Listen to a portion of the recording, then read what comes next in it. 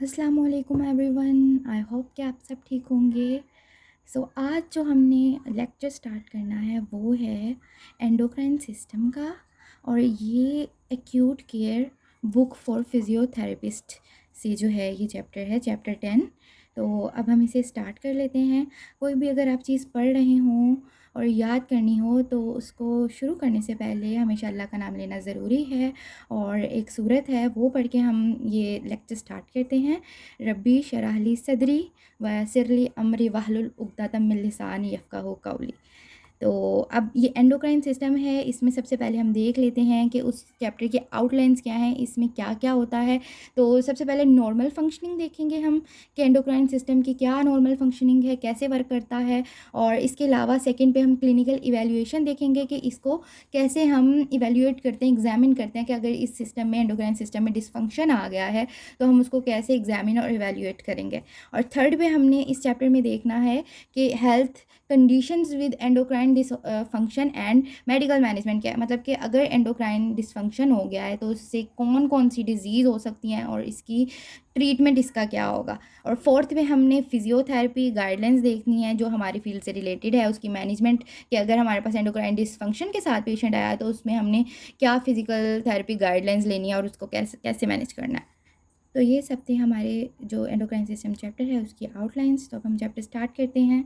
सबसे पहले है जनरल इंट्रोडक्शन से हम स्टार्ट करते हैं एंडोक्राइन सिस्टम का, कि जो एंडोक्राइन सिस्टम है उसमें एंडोक्राइन ग्लैंड्स प्रेजेंट होते हैं जो कि हार्मोन सिक्रीट करते हैं, जो ब्लड स्ट्रीम में आकर अपनी टारगेट साइट पे जाकर एक्ट करते हैं। तो इसमें हम देख लेते हैं ग्लैंड्स कौन कौन सी हैं और उसकी लोकेशन क्या है। जो ग्लैंड्स हैं वो थायरॉयड ग्लैंड है जो कि थ्रोट में प्रेजेंट होता है, यहाँ पे आपको डायग्राम में भी दिख रहा होगा। इसके अलावा जो पैराथायरॉयड है वो भी थ्रोट में प्रेजेंट होता है। जो पिट्यूटरी ग्लैंड है वो ब्रेन में हाइपोथैलेमस में प्रेजेंट होता है। और जो एड्रीनल ग्लैंड है वो किडनी में सुप्रारेनली प्रेजेंट होता है। जो रिप्रोडक्टिव, जो हमारे पास हॉर्मोन्स हैं ओवेरियन और टेस्टिस, वो हमारे पास रिप्रोडक्टिव सिस्टम से में प्रेजेंट होते हैं। नेक्स्ट पे हम फिजियोथेरेपिस्ट का रोल देखेंगे कि वो कैसे सिम्टम्स को डिस्टिंग्विश करेगा कि आया ये एंडोक्राइन के हैं या एमएसके के हैं। तो जो अगर हमारे पास एंडोक्राइन डिसफंक्शन के साथ पेशेंट आता है तो उसमें भी फिजिकल थेरेपी, जैसे आईएम एक्सरसाइज आप करें, आपको वीकनेस हो जाती है, फटीग हो जाती है, क्रैम्प्स आ जाते हैं, उसके सिम्टम्स आते हैं। एंडोक्राइन डिसफंक्शन में भी जैसे कि हाइपोथायरॉयडिज्म है, उसमें भी मसल वीकनेस हो जाएगी, क्रैम्प्स हो जाएंगे, फटीग हो जाएगी। तो फिजिकल थेरेपिस्ट जो होता है ना, उसको ये डिस्टिंग्विश करना आना चाहिए कि ये मस्कुलोस्केलेटल इशू है या एंडोक्राइन सिस्टम में डिसफंक्शन की वजह से उसके साथ, पेशेंट के साथ, ये वीकनेस और फटीग का केस आ रहा है। इसके अलावा जो फिजियोथेरेपिस्ट है उसको ये देखना चाहिए कि जो उसकी मेडिकेशन है उसकी एडजस्टमेंट है वो कैसी है, और जो एक्सरसाइज है उससे ज़्यादा उसको मेडिकल एडजस्टमेंट पे उसकी फ़ोकस करना चाहिए। अब आ जाती है general evaluation of endocrine system, कि हम कैसे इवैल्यूएट करेंगे कि अगर एंडोक्राइन सिस्टम में कोई डिसफंक्शन चल रहा है। तो इसके लिए सबसे पहले हमारे पास इमेजिंग टेक्निक्स होती हैं, अल्ट्रासाउंड, एक्सरे या फिर सीटी स्कैन। उसके थ्रू हम एंडोक्राइन ग्लैंड्स को देख सकते हैं और एंडोक्राइन का कोई अगर डिसफंक्शन है तो उसको वेरीफाई कर सकते हैं। इसके अलावा हमारे पास जो होता है वो हार्मोन लेवल हम चेक करते हैं ब्लड में और यूरिन में वाया RIA, रेडियो इम्यूनो एसे के थ्रू। और रेडियो इम्यूनो एसे जो है वो टेक्निक, ऐसी टेक्निक है जिसे हम, जो ब्लड है उसमें हार्मोन को, रेडियो लेबल्ड हार्मोन को और अनलेबल्ड हार्मोन को जो है ना डिफरेंस उसका देख सकते हैं। तो इससे हमें पता चल जाएगा कि कौन से हार्मोन्स या कौन से जो ग्लैंड है उसमें डिसफंक्शन है या किसका लेवल इंक्रीज़ या कम है। इसके अलावा हमारे पास थर्ड पे प्रोवोकेटिंग टेस्ट होते हैं, इसमें स्टिमुलेटरी टेस्ट आ जाते हैं और सप्रेशन टेस्ट। स्टिमुलेटरी टेस्ट जो होता है वो hypo function of endocrine system को डिटरमाइन करने के लिए यूज़ होता है। जो सप्रेशन टेस्ट है वो अगर हाइपर फंक्शन हो गया एंडोक्राइन ग्लैंड्स का तो उसको हम डिटरमाइन करते हैं इसके थ्रू। सो नेक्स्ट में हमारे पास थायरॉयड ग्लैंड आ जाता है। सबसे पहले इसकी बेसिक स्ट्रक्चर और उसका फंक्शन बताया है। थायरॉयड ग्लैंड में 3 हार्मोन्स आ जाते हैं हमारे पास, T4 thyroxine, T3 try iodothyronine और थर्ड पे हमारे पास कैल्सीटोनिन होता है। तो सबसे पहले इसके हम देख लेते हैं क्या एक्शंस हैं। जो T4 और T3 है वो हमारे पास मेटाबॉलिक रेट इंक्रीज़ करवा रहा है, स्टिमुलेट ग्रोथ को स्टिमुलेट करवाएगा और सेल की डेवलपमेंट करवाता है, नर्वस सिस्टम पे इफेक्ट करता है और कैटकोलामाइंस को भी इफेक्ट करता है। नेक्स्ट पे हमारे हमारे पास आ जाता है कैल्सिटोनिन। कैल्सिटोनिन बेसिकली बोन को जाके टारगेट करता है, जो बोन रिजॉर्प्शन होती है ना उसको इनहिबिट कम करवा देगा, और जो ब्लड में कैल्शियम का लेवल है उसको भी डिक्रीज़ करवा देगा। नेक्स्ट पे हमारे पास ये होता है कि जो आयोडीन की प्रेजेंस है वो बहुत ज़रूरी है थायराइड ग्लैंड को एक्ट करने के लिए। अगर ये सही अमाउंट में हम नहीं लेंगे, पेशेंट नहीं लेगा, तो उसको थायराइड ग्लैंड के डिस्फंक्शंस आएंगे। फिर इसके बाद है कि जो थायराइड ग्लैंड, ये थायराइड हार्मोन्स है ना, वो थायरोट्रोपिन जो है वो रिलीज़ करते हैं, जो कि थायराइड रिलीजिंग हार्मोन को रेगुलेट करता है, जिससे थायराइड ग्लैंड की फंक्शनिंग होती है और थायराइड हार्मोन्स का लेवल इंक्रीज़ होता है। इसके अलावा नेक्स्ट में हमारे पास थायराइड हार्मोन टेस्ट हैं कि हम कौन कौन से हार्मोन को डिटरमाइन करने के लिए क्या टेस्ट करेंगे और उनकी क्या नॉर्मल वैल्यूज़ हैं। जो T4 है उसको हम देखने के लिए RI है वही वाला मेथड जो मैंने ऊपर बताया, मेजरमेंट करेंगे। नॉर्मल वैल्यूज़ की 4 to 12 होती है। और नेक्स्ट पे हमारे पास T3 को देखने के लिए RI है, मेजरमेंट करवाते हैं। इसकी नॉर्मल वैल्यू जो है वो 40 से 204 होती है। नेक्स्ट पे हमारे पास जो थायरोक्सिन है, फ्री थायरोक्सिन जो ब्लड में प्रेजेंट होता है, उसको भी हम RIA से मेजर करते हैं या फिर इनडायरेक्ट कैलकुलेशंस करते हैं, और इसकी नॉर्मल वैल्यू जो है वो 0.93 से लेके 1.71 जो नैनो पर मिलीलीटर होती है। फिर हमारे पास आ जाता है TRH, थायरोट्रोपिन रिलीजिंग हार्मोन। इसके लिए हम TRH को एडमिनिस्टर करेंगे बॉडी में, और फिर इसकी देखेंगे कि क्या फंक्शनिंग आ रही है या इसकी क्या जो है फंक्शंस आ रहे हैं। इसकी नॉर्मल वैल्यू होती है 6 माइक्रो पर मिलीलीटर। नेक्स्ट पे हमारे पास आ जाता है थायराइड डिसऑर्डर्स के थायराइड में कौन कौन से डिसऑर्डर्स आते हैं। हाइपरथायरॉयडिज्म आता है और हाइपोथायरॉयडिज्म आता है। हाइपरथायरॉयडिज्म है वो थायराइड हार्मोन के एक्सेस सिक्रीशन और प्रोडक्शन की वजह से हो रही होती है डिसऑर्डर, और इसमें हमारे पास सिंपैथेटिक एक्टिविटी इंक्रीज हो जाती है। सिंपैथेटिक एक्टिविटी यानी कि फाइट फ्लाइट रिएक्शन जो है वो आ जाता है हमारे पास, और इसमें जो है वेगल स्टिमुलस या वेगल टोन जो है वो डिक्रीज हो जाती है। नेक्स्ट पे हमारे पास इसके कॉमन कॉजेज हैं। ग्रेव्स डिजीज़ की वजह से ये एक ऑटो इम्यून डिसऑर्डर है, जिसमें हमारे पास जो है थायराइड का लेवल इंक्रीज़ हो जाता है बॉडी में, और उसकी वजह से हम थायराइड इन्लार्जमेंट की वजह से डबल विजन इफेक्ट आते हैं। और इसके अलावा जो है स्किन पे इफेक्ट आता है। जो टीबिया इसके फ्रंट की जो स्किन है उस वो रेड हो जाती है, थिकन हो जाती है। और इसके अलावा सीवियस डिसऑर्डर्स हो सकते हैं या फिर वीकनेस हो सकती है क्वाड्स मसल्स की। नेक्स्ट पे हमारे पास थायरोडाइटिस आता है, वो इन्फ्लेमेशन है थायराइड ग्लैंड की, जिसकी वजह से थायराइड लेवल इंक्रीज़ किया जाता है due to any bacterial infection या फिर वायरल इन्फेक्शन की वजह से। तो इसमें हमारे पास पेन और फीवर की कंडीशन आती है ज़्यादा। नेक्स्ट पे आ जाती है टॉक्सिक नोड्यूल्स बन जाते हैं या फिर गोइटर। इसमें भी हमारे पास जो है ना इनलार्ज थायराइड ग्लैंड्स होते हैं, और जो हमारे पास थायराइड हार्मोन है उसकी बहुत एक्सेसिव प्रोडक्शन हो रही होती है। थायराइड एडिनोमा जो है उसमें हमारे पास बिनाइन कैंसर बन जाता है, बिनाइन ट्यूमर बन जाता है, जिसकी वजह से हाइपरथायरॉयडिज्म आ रहा होता है। नेक्स्ट पे हमारे पास है थायराइड कार्सिनोमा। इसमें भी हमारे पास जो है पेपिलरी कार्सिनोमा हो जाता है, और उसकी वजह से हमारे पास हाइपर सिक्रीशन हो जाती है इस हार्मोन की। नेक्स्ट पे एक्सोजीनियस हाइपरथायरॉयडिज्म। इसमें ही होता है कि अगर आप बाहर से कुछ ज़्यादा इंटेक करें, जैसे आयोडीन आपने बहुत ज़्यादा इंटेक कर रहे हैं आप डेली बेसिस पे, तो उसकी वजह से जो है एक्सोजीनियस हाइपरथायरॉयडिज्म हो जाता है। या फिर अगर आप एट्रोजेनिक हाइपरथायरॉयडिज्म इसको कहते हैं कि अगर आपने की सर्जरी हुई है या आप कोई मेडिकेशन ले रहे हैं जिसके इफेक्ट में आपको हाइपरथायरॉयडिज्म के सिम्टम्स आ रहे हों, तो ये कॉजेज़ थे। नेक्स्ट पे हमारे पास साइन एंड सिम्टम्स हैं, उसमें हमारे पास नर्वसनेस, फटीग, इरिटेशन, ट्रेमर्स, और इसके अलावा पैल्पिटेशन, टैकीकार्डिया, वार्म स्किन और स्मूथ स्वेटिंग इंक्रीज़ हो जाती है, और हीट टॉलरेंस नहीं होती। अगर उस ज़रा भी गर्मी होगी तो वो पेशेंट बर्दाश्त नहीं कर सकेगा। डायरिया, थर्स्ट, वेट लॉस आ जाता है। उसके अलावा मेंस्ट्रुअल अगर फीमेल है तो उसमें मेंस्ट्रुअल साइकिल की डिस्टर्बेंस आ जाती है। और इसके अलावा नेल्स में जो है फिंगर नेल्स, फिंगर बेड से जो है नेल बेड से जो हैं वो आउटग्रो हो जाएंगे, अवे हो जाएंगे। नेक्स्ट पे हमारे पास इसमें आ जाता है थायराइड ब्रूट। थायराइड ब्रूट कहते हैं कि अगर आप ऑस्कल्टेट करेंगे थायराइड मैस पे तो वहाँ पे आपको एक साउंड फील होगा, इसको कहते हैं। तो जो मैनेजमेंट है इसकी, उसमें हम सर्जरी करते हैं, रिमूवल कर देते हैं लार्ज गोइटर का और जो लार्ज हॉट नोड्यूल्स बन जाती हैं उनका।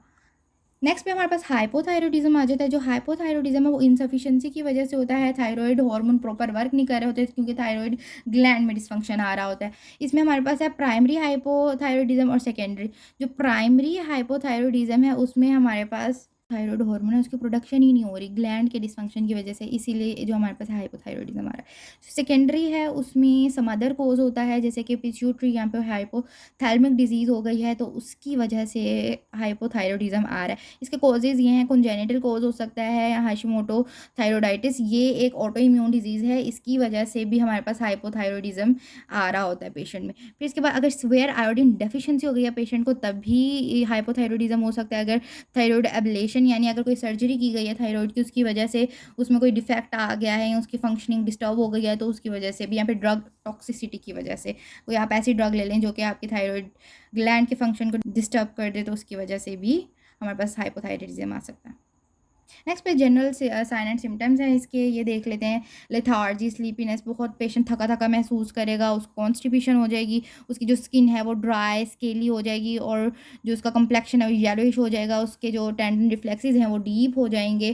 कोल्ड इंटॉलरेंस हमने देखा था, हाइपर में हीट इंटॉलरेंस थी और जो हाइपोथायरॉयडिज्म है इसमें कोल्ड इंटॉलरेंस, पेशेंट सर्दी बर्दाश्त नहीं कर पाएगा, मसल फटीग आ जाएगी, स्टिफनेस आ जाएगी और स्पीच स्लो हो जाएगी, उसकी हेयरिंग डिफ़िकल्टीज आ जाएंगी और प्रेस्थीजिया आ जाएगा। प्रेस्थीजिया कहते हैं कि नम्बनेस और वीकनेस, या फिर जो होता है मसल में जो है नम्बनेस हो जाती है, वीकनेस हो जाती है मसल की। प्रेस्थीजिया आ जाएगा, एडिमा आ जाएगा आईलेट का, हैंड फीट का, और ब्रेडिकार्डिया हो जाएगा, पेशेंट को कार्डिक फेलियर भी हो सकता है, कोमा, और अगर स्वेयर कंडीशन है तो कोमा और रिस्पायरेटरी फेलियर भी देखने को मिलता है। नेक्स्ट पे हमारे पास लेबोरेटरी फाइंडिंग्स हैं कि हम कैसे हाइपोथायरॉयडिज्म को फाइंड करेंगे। तो इसके लिए हमारे पास आ जाएगा लो glucose and serum sodium level. तो अगर हमारे जो ब्लड सीरम है या उसमें अगर ग्लूकोज एंड सोडियम का लेवल लो होगा तो इससे हमें हाइपोथायरॉयडिज्म के सिम्टम्स मिलेंगे। या फिर अगर एनीमिया है तो हमें हाइपोथायरॉयडिज्म के सिम्टम्स मिलेंगे। यहाँ पे अगर उसका कोलेस्ट्रॉल लेवल ज़्यादा हो गया है और CKM प्रोटीन जो है वो ज़्यादा हो गई है तो उसकी वजह से भी हमें इसके डिसफंक्शन मिलेंगे। आगे है मैनेजमेंट ऑफ हाइपोथायरॉयडिज्म के मैनेजमेंट जो है वो लाइफ लॉन्ग है, क्योंकि इसमें हम हार्मोन रिप्लेसमेंट करवा रहे होते हैं। और अब आगे इसमें फ़िज़िकल थेरेपी मैनेजमेंट जो कि बहुत इंपॉर्टेंट है फिजियोथेरेपिस्ट के लिए, कि उसको पता होना चाहिए कि अगर इस तरह का कोई पेशेंट आ गया तो हमने उसको कैसे डील करना है। तो इसके लिए हम डिफरेंट इंटरवेंशन, जैसे कि हमने पढ़ा था साइलेंट सिम्टम्स में मसल फटीग हो जाती है, वे मतलब वीकनेस आ जाती है, तो उसके लिए हम उसको इंटरवेंशंस यूज़ करेंगे, डिफरेंट एक्सरसाइजेज वगैरह करवाएंगे, लेकिन एक लिमिट में कि पेशेंट को कोई सिम्टम्स ना आए। कंसल्टेशन विद मेडिकल टीम, और जो मेडिकल टीम है जो फिजिशियन है उसके साथ भी कंसल्ट करेंगे कि उसको पेशेंट को क्या मतलब स्वेरिटी है डिज़ीज़ की या उसकी किस स्टेज में डिज़ीज़ जा रही है, तो उसके हिसाब से हम इंटरवेंशन यूज़ करेंगे। अच्छा, नेक्स्ट पे हमारे पास जो है पिट्यूटरी ग्लैंड आ जाता है। उसके टोटल 2 लोब्स होते हैं, एक एंटीरियर होता है, एक पोस्टीरियर। जो एंटीरियर लोब होता है उसमें ग्रोथ हार्मोन ACTH यानी एड्रीनोकोर्टिकोट्रोपिक हार्मोन होता है, फॉलिकल स्टिमुलेटिंग हार्मोन होता है यानी रिप्रोडक्टिव हार्मोन्स होते हैं, और इसके अलावा जो है प्रोलैक्टिन और लैक्टोजेनिक हार्मोन होते हैं। जो पोस्टीरियर लोब है उसमें हमारे पास ADH आ जाता है, एंटी डाययूरेटिक हार्मोन, और दूसरे पे हमारे पास ऑक्सीटोसिन आ जाता है। तो नेक्स्ट पे हम पिट्यूटरी टेस्ट देख लेते हैं। पिट्यूटरी ग्लैंड जो है उसके कुछ टेस्ट होते हैं जिससे हमें उसके हार्मोन का लेवल पता चल जाता है। रैंडम ब्लड सैंपल होता है, या फिर हम एक ऐसा सब्सटेंस इंजर्ट करते हैं जिसकी वजह से हमें उसका हार्मोन का लेवल ज़्यादा या कम पता चल जाता है, और उसमें हम फिर बिफोर और आफ्टर वैल्यूज़ लेते हैं। तो जो हार्मोन्स हैं वो ग्रोथ हार्मोन उसको जो आ रहा है वही वाला टेक्निक उससे हम डिटरमाइन करते हैं, मेजर करते हैं, और उसकी मैन में नॉर्मल वैल्यू 0 से 5 तक है और वुमेन में 0 से 10 तक। और जो ACTH हार्मोन है वो भी आ रहा है, इसे हम मेजर करते हैं मैन में 0 से 5 तक और वुमेन में 0 से 10 तक वैल्यू है इसकी नॉर्मल। नेक्स्ट पे ADH है, उसका जो नॉर्मल वैल्यू उसकी है 2 से 12 है, और अगर इससे ज़्यादा या कम होगी तो हम इसको कंसीडर करेंगे डिसफंक्शन में पिट्यूटरी के। नेक्स्ट पे हमारे पास आ जाता है पिट्यूटरी डिसऑर्डर्स। तो इसमें हमारे पास हाइपर पिट्यूटरिज्म होता है और हाइपोपिट्यूटरिज्म होता है। या तो उसका लेवल इंक्रीज़ हो रहा है या तो डिक्रीज़ हो रहा है।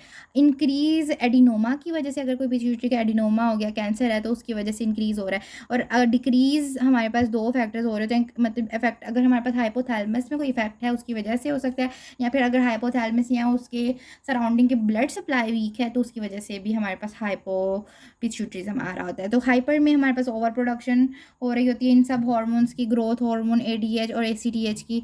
और ये नेक्स्ट पे हमारे पास आ जाता है ग्रोथ हार्मोन ओवर प्रोडक्शन। हम देख लेते हैं इसमें अगर ज़्यादा ग्रोथ हार्मोन प्रोड्यूस हो रहा है तो उसे एक्रोमेगाली और गिगेंटिज्म की हमारे पास डिजीज़ आ रही होती हैं इसके एक्सेस प्रोडक्शन की वजह से। नेक्स्ट पे इसके साइन एंड सिम्टम्स यानी कि इन्लार्जमेंट हो जाएगी हैंड एंड फीट की, और लीग में न्यूरिया हो जाएगा, एमन्यूरिया हो जाएगा वुमेंस में, यानी इन दोनों टर्म्स का मतलब है या तो मेंस्ट्रुअल साइकिल जो है वो डिस्टर्ब हो जाएगा या फिर होगा ही नहीं। नेक्स्ट पे हमारे पास पैरेस्थीसिया आ जाता है, हैंड का या कार्पल टनल सिंड्रोम आ जाता है, sweating, headache, impotence in man हो जाती है, डायबिटीज़ मेलाइटस आ रहा होता है, हाइपरटेंशन, जॉइंट पेन हो रही होती है।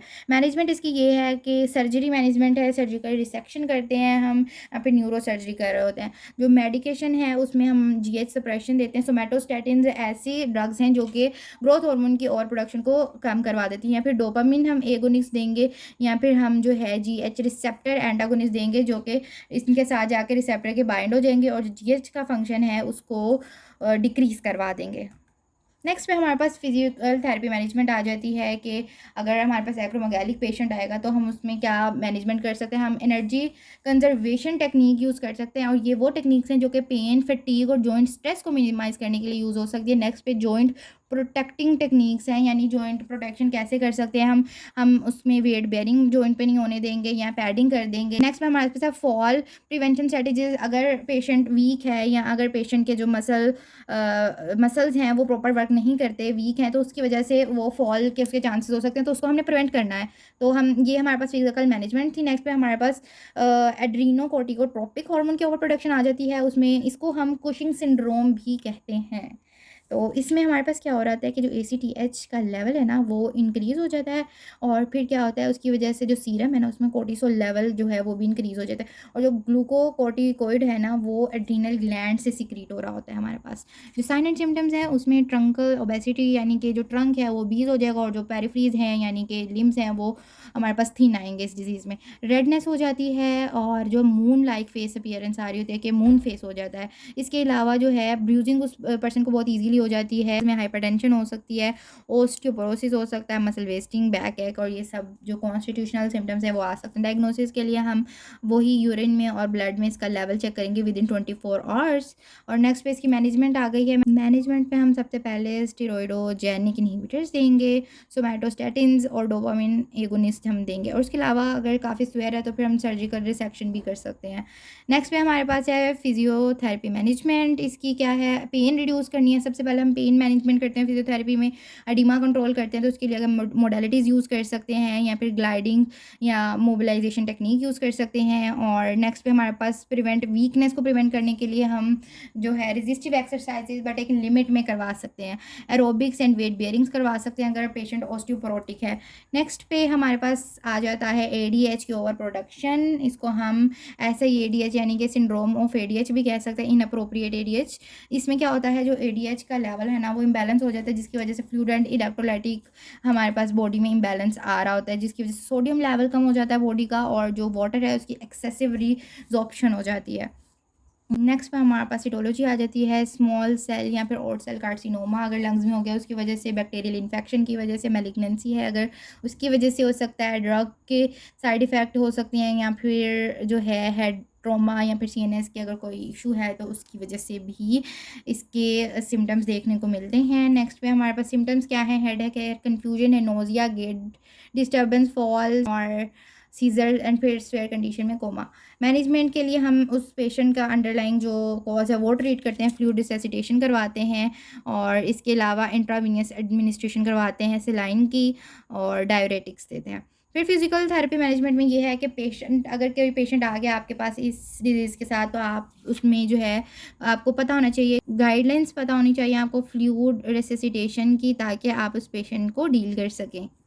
नेक्स्ट पे हाइपोपिट्यूटरिज्म आ जाता है। हाइपोपिट्यूटरिज्म जो है इसमें पिट्यूटरी हॉर्मोन्स का लेवल कम हो जाता है जिसके साइन एंड इसको हम क्योंकि पिट्यूटरी हॉर्मोन्स बहुत ज़्यादा हैं जैसे कि ग्रोथ हार्मोन और ADH ACTH, तो इसको हम एक टर्म देते हैं पैन हाइपोपिट्यूटरिज्म। अब हम साइन एंड सिम्टम्स देख लेते हैं। इसमें डिक्रीज लिबाइडो आ जाता है, इंपोर्टेंस आ जाती है, एमन्यूरिया और इनफर्टिलिटी वुमेंस में आ जाती है, पैलर्स होते हैं, हाइपोथायरॉइडिज्म होता है, पेशेंट की हाइट छोटी रहती है और हाइपोएड्रिनलिज्म होता है।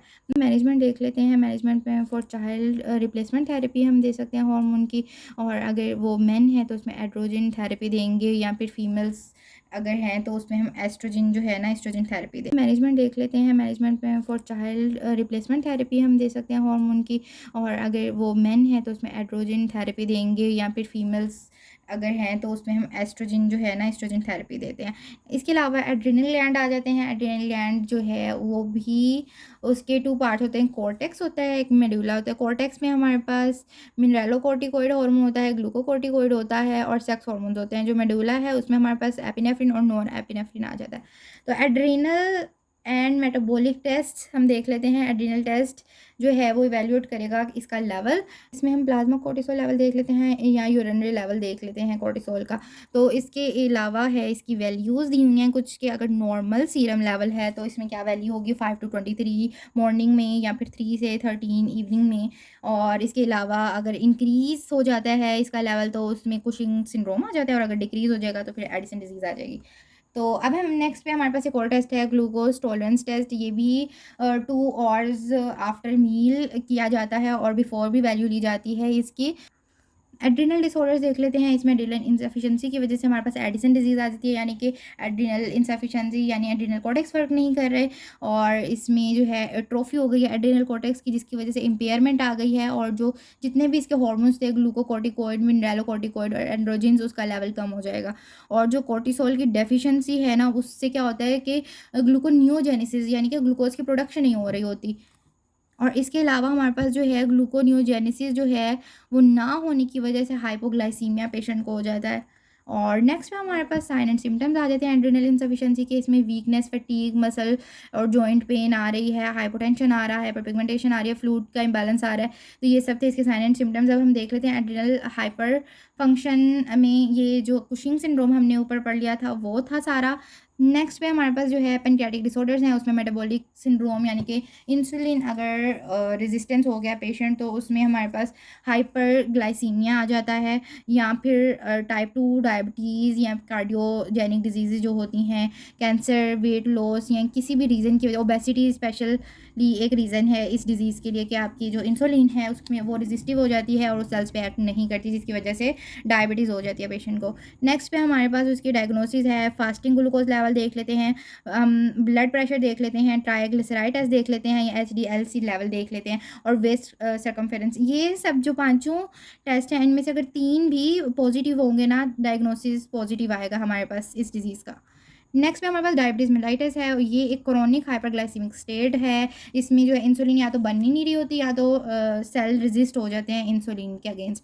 तो डायग्नोसिस में हम देख लेते हैं इसके, वही फास्टिंग ब्लड ग्लूकोज अगर 126 है तो फिर वो पेशेंट, या उससे ज़्यादा हो तो डायबिटिक है पेशेंट। रैंडम प्लाज्मा ग्लूकोज 200 या उससे ज़्यादा होगा तो डायबिटिक शो करेगा पेशेंट। और जो HbA1c टेस्ट है वो 6.5 से अगर इसकी वैल्यू ज़्यादा होगी तो पेशेंट डायबिटिक है। तो अब हम डिफरेंस देख लेते हैं टाइप 1 और टाइप 2 डायबिटीज़ का। जो टाइप 1 है वो यंगर्स में होती है, जो टाइप 2 है वो ओल्ड ऑनसेट है। और जो टाइप 1 है इसमें हमारे पास रैपिड सिम्टम्स आते हैं, जबकि टाइप 2 में इतनी जल्दी सिम्टम्स शो नहीं होते। ओबीज़ होते हैं टाइप 1 के पेशेंट, ओबीज़ नहीं होते टाइप 2 के, ओबीज़ होते हैं। टाइप 1 में इंसुलिन प्रोड्यूस ही नहीं हो रहा था, और टाइप 2 में जो सेल्स हैं वो रेजिस्टेंस क्रिएट कर लेते हैं इंसुलिन के खिलाफ। नेक्स्ट पे हमारे पास आ जाता है मैनेजमेंट में। इंसुलिन इंजेक्शन देंगे हम टाइप 1 डायबिटीज़ में, और जो टाइप 2 है उसमें ओरल हाइपोग्लाइसीमिक ड्रग्स दे सकते हैं, एक्सरसाइज कंट्रोल, वेट कंट्रोल और डाइट हम उसको प्रिस्क्राइब कर सकते हैं पेशेंट को, और इंसुलिन की अगर ज़रूरत पड़े तो वो भी हम इंजेक्ट कर सकते हैं। नेक्स्ट पे साइलेंट सिम्टम्स आ जाते हैं। साइलेंट सिम्टम्स में polyuria, thirst, weakness, blurred vision, infection, neuropathies, और हमारे पास वेट लॉस आ जाता है। इसके अलावा जो है इसकी फ़िज़िकल थेरेपी कंसिडरेशन क्या है, ये एक बहुत इंपॉर्टेंट चीज़ है हमारी फील्ड के रिलेटेड, कि अगर कोई पेशेंट जो है वो डायबिटिक है तो उसमें हमने मॉनिटरिंग करती जानी है। ड्यूरिंग हमारा एक्सरसाइज सेशन हमने उसको साथ साथ ब्लड ग्लूकोज मॉनिटरिंग भी करनी है कि कहीं इसका लेवल डिस्टर्ब तो नहीं हो रहा। तो इसके अलावा हम सेकंड पे देख लेते हैं कि जो फिज़िकल थेरेपी इंटरवेंशन हम कर रहे हैं पेशेंट में, तो उससे पहले हम ब्लड शुगर लेवल जो है वो लाजमी चेक कर लें, क्योंकि जो पुअर ग्लाइसेमिक पेशेंट होते हैं ना, उसमें ग्लूकोज लेवल एकदम से कम हो जाता है और फिर पेशेंट को सफ़र करना पड़ता है। नेक्स्ट पे हम ये कि कंसल्ट ज़रूर करते हैं फिजिशियन से कि पेशेंट की कंडीशन कैसी है, और अगर कोई उसके सिम्टम्स या स्वेयर है केस तो फिर हम उसमें एक्सरसाइज नहीं करेंगे। बिफोर हाइपरग्लाइसीमिक पेशेंट है और कीटोसिस जिसे कहते हैं, लेकिन जब उसने एक्सरसाइज की तो उसका जो कीटोसिस है या फिर कंडीशन है हाइपरग्लाइसीमिक की वो ठीक हो गई है या फिर कम हो गई है, तो फिर इस एक्सरसाइज का फ़ायदा है, वरना उसका कोई फ़ायदा नहीं होता। पेशेंट अगर रेगुलर एक्सरसाइज ऑलरेडी कर रहा है ग्लाइसीमिक कंट्रोल के लिए, तो फिर उसमें जो मॉडिफ़िकेशन है एक्सरसाइज़ की वो भी हम देख के करते हैं कि अगर कोई डिज़ीज़ जो है कोमॉर्बिडिटी तो नहीं है, कोई और डिज़ीज़ तो नहीं है साथ। इसके अलावा पॉइंट जो है कैथेटर प्लेसमेंट, अगर कोई हॉस्पिटलाइज़ पेशेंट है उसमें हमने फिज़ियोथेरेपी करवानी है तो उसमें हम ये देख लेते हैं कि उसका जो कैथेटर प्लेसमेंट है या कोई अगर ऐसी चीज़ लगी हुई है साथ तो वो डिस्टर्ब ना हो। इसके अलावा इंसुलिन इंजेक्शन, जिस साइड पे जिस लिम्ब पे इंसुलिन इंजेक्ट होता है ना, वहाँ पे ब्लड फ्लो, जब एक्सरसाइज़ करवाते हैं तो ब्लड फ्लो इंक्रीज़ होता है, तो जब ब्लड फ्लो इंक्रीज़ होता है तो हाइपोग्लाइसीमिया हो जाता है क्योंकि वहाँ इंसुलिन लगी होती है। तो इसलिए हमने ये अवॉइड करना है और हमने पेशेंट को एब्डोमेन में इंसुलिन इंजेक्ट करवानी है। नेक्स्ट पे coordinate physical therapy session with meal, जो फिजिकल थेरेपी है सेशन है ना, उसको मील के साथ और इंसुलिन इंजेक्शन के टाइम पीरियड के साथ भी हमने कंसीडर करना होता है। तो ये थी कंसिडरेशंस। नेक्स्ट पे कॉम्प्लिकेशन आ जाती हैं, diabetic ketoacidosis, diabetic neuropathy, diabetic foot nephropathy, retinopathy, ये सब चीज़ें हमारे पास जो है कॉम्प्लिकेशंस है। नेक्स्ट पे हमारे पास आ जाती है मेटाबॉलिक बोन डिसऑर्डर्स। इसमें और 3 डिसऑर्डर्स आ जाते हैं, osteoporosis, osteomalacia, Piaget's disease. Osteomalacia जो होता है विटामिन डी की डेफिशिएंसी से हो रहा है, बोन मिनरल डेंसिटी कम हो जाती है और इसमें हम अंडरलाइन कोज जो है उसको ट्रीट करते हैं। और जो पेजेट्स डिजीज़ है वो ऑस्टियोस्क्लेरोटिक चेंजेस आ जाती हैं, यानी थिकनिंग हो जाती है, एबनॉर्मल थिकनिंग हो जाती है बोन की, और इसमें हम लोग कैल्शियम सप्लीमेंट्स देते हैं, मोबिलिटी को प्रमोट करते हैं और एनसेड्स देते हैं।